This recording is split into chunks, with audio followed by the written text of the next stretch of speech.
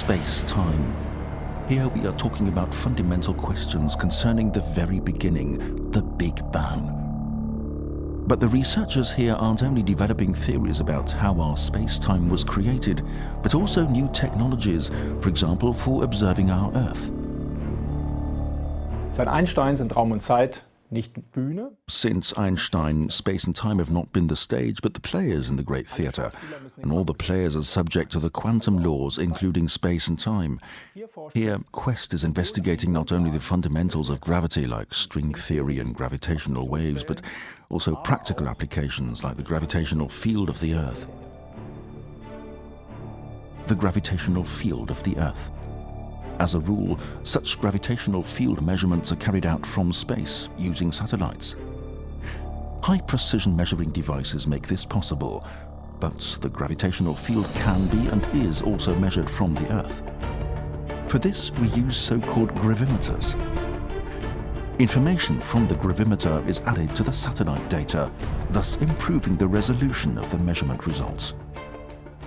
Ja, einer der interessantesten Gründe, warum wir das Schwerefeld der Erde genau ausmessen, ist, one of the most interesting reasons why we measure the gravitational fields on the Earth so accurately is because we can then determine changes or variations in mass. So when we measure the paths and the distances between these satellites very precisely, we can see what is moving on and in the Earth, for example, the loss of ice masses on Greenland. Every year, Greenland loses about 200 gigatons of ice masses that go into the sea. It's a very important figure for climate research, and it's a figure we know today only because we have these missions. In future, we'd like to have an even clearer and sharper picture of these processes. That's why we're developing new technologies in Quest. Besseres und schärferes Bild haben. Und das ist der Grund, warum wir hier in Quest neue Technologien entwickeln. When we are determining the gravitational field, it's essential to know exactly what the path of the satellite is. And it is precisely here that the Quest scientists are directing their research.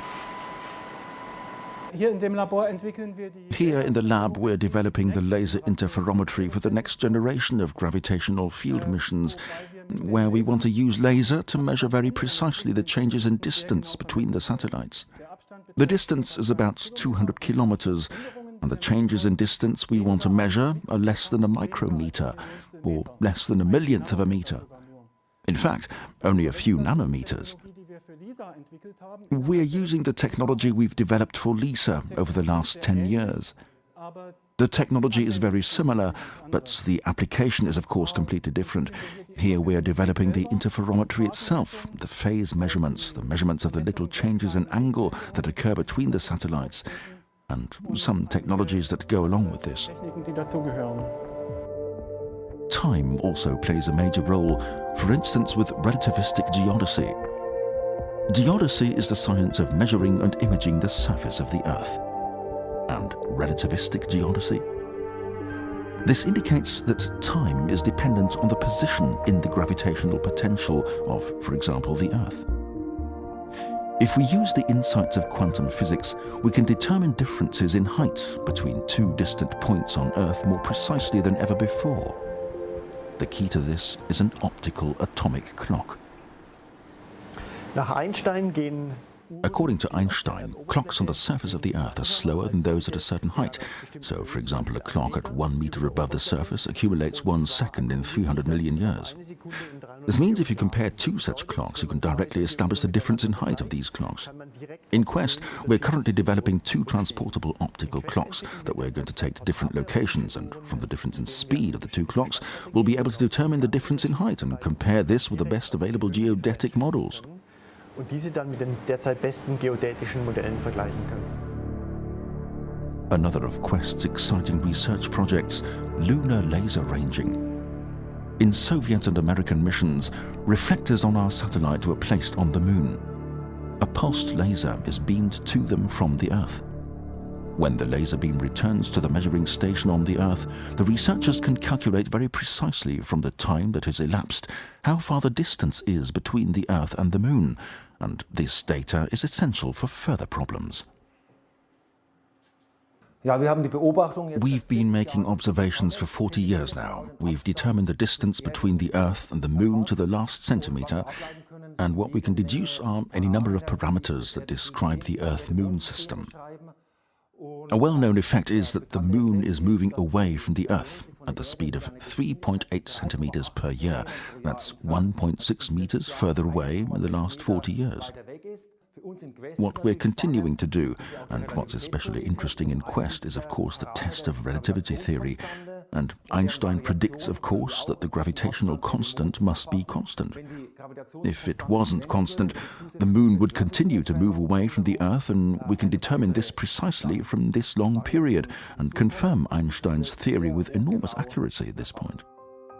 Einstein's theory of relativity is based on a fundamental concept, the equivalence principle.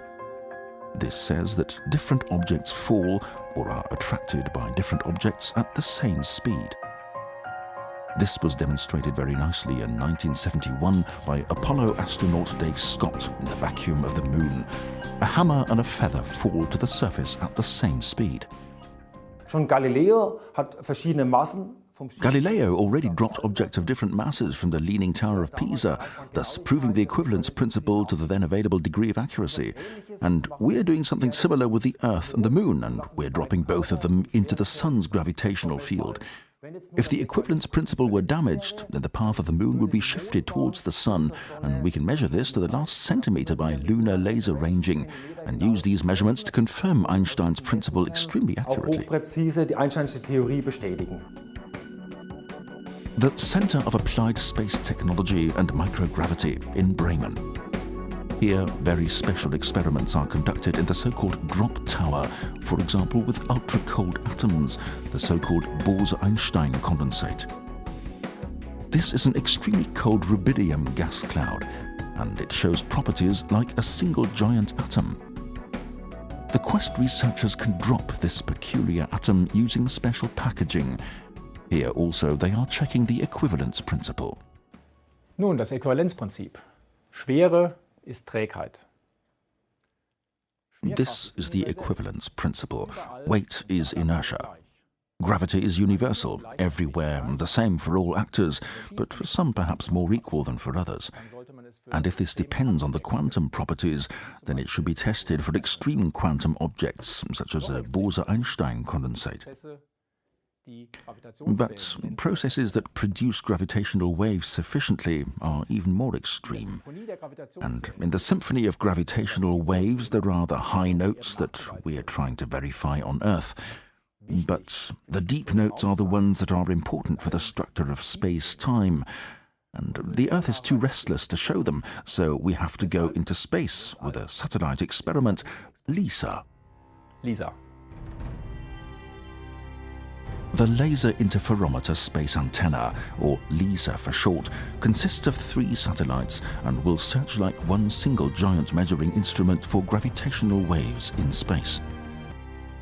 Gravitational waves arise especially during powerful cosmic events and carry messages through space about the birth of black holes, from the interior of the stars, and even from the beginning of the Big Bang.